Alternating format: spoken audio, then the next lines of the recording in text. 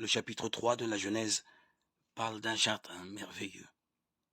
L'homme et la femme y vivent dans un bonheur paradisiaque. Mais le serpent, symbole de l'astuce perfide, leur suggère de manger du fruit défendu.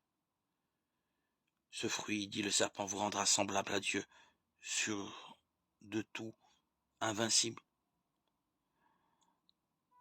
En fait de connaissance parfaite, l'homme et la femme découvrent leur faiblesse, sont expulsés du paradis et vivront désormais une existence marquée par la souffrance et la mort. Pendant des siècles, les chrétiens ont cru que ce texte était une explication de l'état présent du monde, créé par Dieu, innocent, parfait et immortel. Le premier homme et la première femme, Adam et Ève, avaient désobéi à Dieu et avaient été condamnés ainsi que toute leur descendance au péché, à la souffrance et à la mort. Les découvertes sur les origines de l'homme ont montré que les premiers hommes ne ressemblaient pas au couple idéal d'Adam et Ève. La découverte de textes babyloniens semblables ont emmené les lecteurs modernes à lire le texte de la Genèse autrement.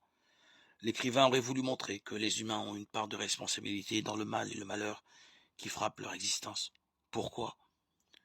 Parce qu'ils oublient ou refusent les lois de la vie posées par Dieu d'après la Bible.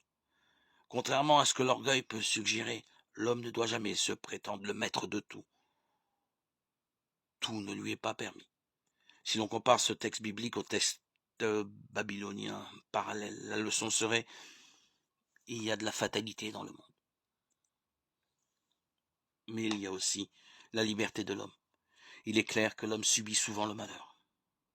Il est clair aussi que l'homme fait souvent son malheur. Un choix lui est proposé. Il peut dire oui ou non. Ce choix peut être cause de bonheur ou de malheur. La fatalité existe. Elle ne doit pas être une excuse pour fuir ses responsabilités.